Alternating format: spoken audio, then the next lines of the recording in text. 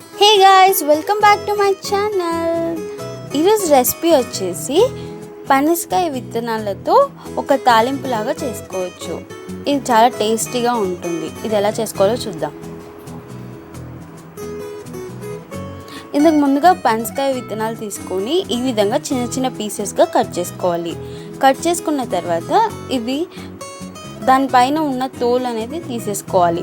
ఇది 2 minutes అట్లా వాటర్లో నానబెడితే ఈజీగా వచ్చేస్తుంది తోలు. సో ఇలా అంత తోలన్నీ తీసేసుకోవాలి అన్ని విత్తనాలకు కూడా. సో ఇలా ఇంత చిన్న చిన్న పీసెస్గానే కట్ చేసుకోవాలి.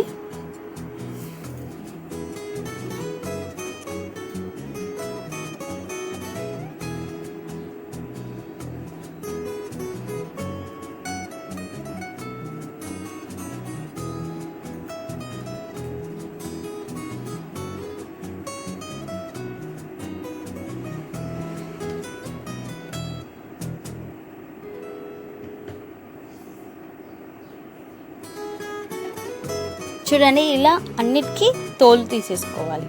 ఇలా తీసేసుకున్న తర్వాత ఇప్పుడు మనం ఈ విత్తనాలన్నీ కూడా ఒక గిన్నెలోకి వేసేసుకోవాలి.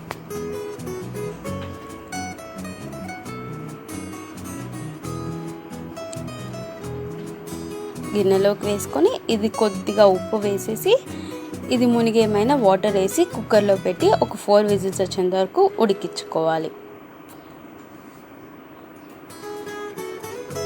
ఉడికిన తర్వాత ఈ విధంగా ఉంటాయి.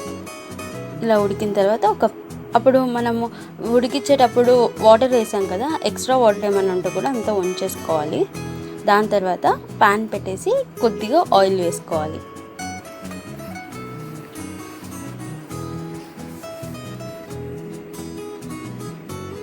ఆయిల్ కొద్దిగా హీట్ ఎక్కిన తర్వాత ఇందులోకి మనము పోపు దినుసులు వేసుకోవాలి.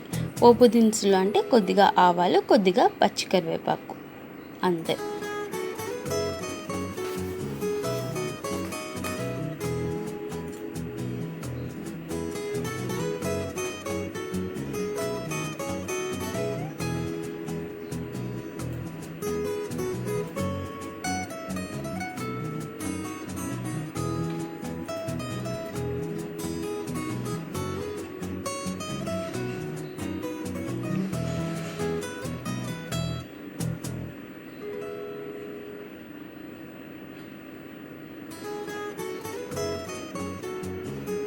ఇప్పుడు ఉడికించి పెట్టుకున్న ఈ పనసకాయ విత్తనాలు కూడా వేసేసుకోవాలి.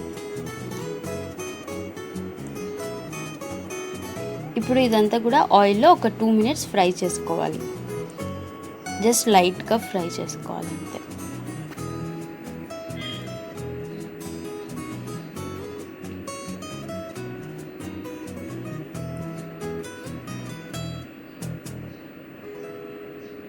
సో ఇలా ఫ్రై అయిపోయిన తర్వాత ఇందులోకి కొద్దిగా కొబ్బరి కారం వేసుకోవాలి. అలానే డైరెక్ట్గా అయినా తినచ్చు. కొద్దిగా కారంగా కావాలి అనుకుంటే కొద్దిగా కొబ్బరి కారం వేసుకుంటే సరిపోతుంది. అండ్ ఇది టేస్ట్ అయితే చాలా చాలా బాగుంటుంది. ఒకసారి ట్రై చేయండి, మీకు కూడా నచ్చుతుంది.